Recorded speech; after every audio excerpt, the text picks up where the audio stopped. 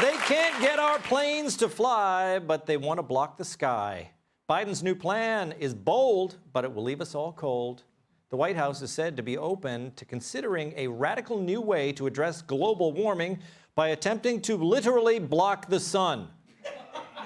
That's according to a congressionally mandated report from the Biden administration on the study of something called solar radiation modification, or as they call it around the West Wing, that thing Joe can't pronounce.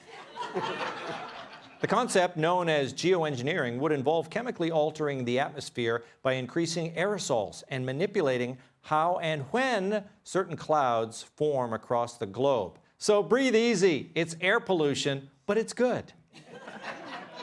All that's left is to figure out how Bill Gates can make money off it. Yeah.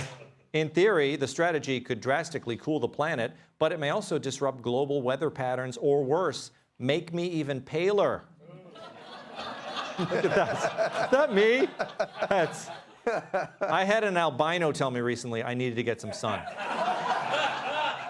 In fairness, the White House said in a statement accompanying the report, there are no plans underway to establish a comprehensive research program focused on solar radiation modification. So rest easy. We're open to blocking out the sun. We're just not doing it yet. But if we do, we're ready to kill people to save the planet. So, Joey, I don't know. I think, did you see The Matrix? They said it was humans who blocked out the sun. They called it. We're not supposed to be messing around with this kind of stuff. Yeah, but we're supposed to do it in some really cool way, like nuclear war. You know, like we just guns a-blazing, take everybody out, and if you can get a deep enough hole, you can survive. This is a real weak, just kind of like, just terrible way to do it, right? I'm going to throw a little bacteria or something into the sky and block out the sun, and then like, how do your solar panels work? You know, or like how do you know, what this is an or else scenario. They're saying, if you don't get on board with, you know, not running a gas car or not cooking your pizza, then we're going to block out the sun. So you better get on board. That's what this is. Yeah. I know. If this, Joe, if this wasn't weird, why would they be denying that they're doing it? They're saying, no, there's no plans to do this. But we know they're studying it. We see the literature on it. They say that all the time, that there's no plans to do that, and then you don't have a gas stove anymore. Yeah. They're like, there was no plans to take away your stove that we took away. Yeah. But it's funny that we're coming full circle here, because they're using these scare tactics to say don't pollute. And then when we finally don't pollute because they've already taken away our car and our stove and made our air conditioner horrible, they're going to be like, okay, everybody, pollution's good again. Yeah. Yeah. Morgan. Yeah. I don't really understand the science of this. It's essentially, it's chemicals. They're putting chemicals in the atmosphere, and they hope it's going to reflect the sun back. But they even admit, if we do this, we don't know the side effects. So they want to spray mRNA into the sky. I don't like it. I grew up in Florida, and I think like everybody I know. Oh, good, Floridians are here. Yay! Yay! Wow. I feel like everyone from Florida that I know would march on Washington if you try to block out the sun and take away our suntan. Like, yeah. Floridians have to tan. Also, I remember growing up in the 80s, they told us that aerosol, like hairspray cans, were bad, and everyone was like, they're going to outlaw the hairspray cans. But now we're going to take gargantuan amounts of aerosol and put it in the sky. It makes no sense. That's it. I spent my whole childhood, they were talking about the ozone. Right. You can't spray the ozone. And then so we had to do the pump spray, and the pump spray didn't work. I'm so vain that I was like, I'll take climate change if you take away my hairspray. That's right. You can't have that. Hotep, this is unintended consequences. This is the kind of thing that once they do it and then they find out the side effects, it could have the opposite effect, right?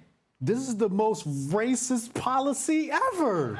It's racist. They're literally trying to obliterate me. I feel attacked.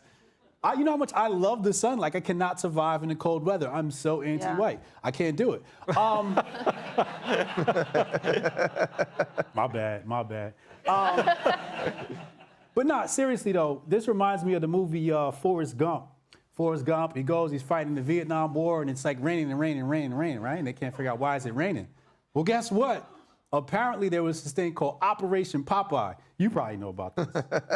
He's looking at me like, don't say it, dude, don't say it. Well, they've been trying to weaponize the weather for a long time. They've been trying to weaponize the weather for a very long time. He just said it, not me.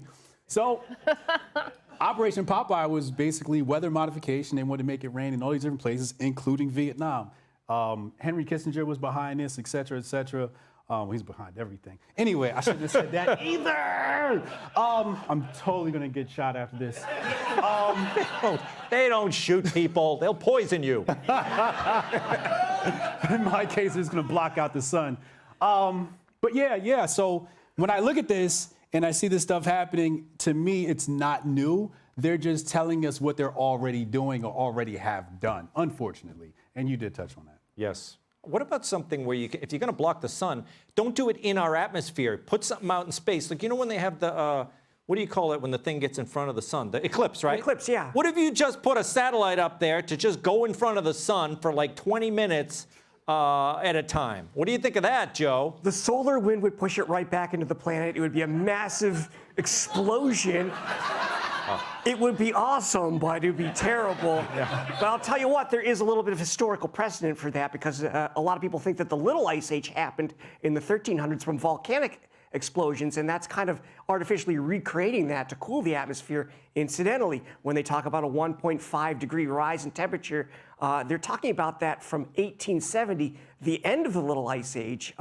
So we're getting warmer from a really cold, artificially cold through volcanism time period. So is it even that big a deal? I don't think that it is. What happened there? Joe, did you just turn into a scientist? That kind of threw me. There wasn't even a script over there. He was saying all on his own. Little Ice Age, wow. Okay, coming up, most Americans support that ruling from the Supreme Court. Hey, Sean Hannity here. Hey, click here to subscribe to Fox News YouTube page and catch our hottest interviews and most compelling analysis. You will not get it anywhere else.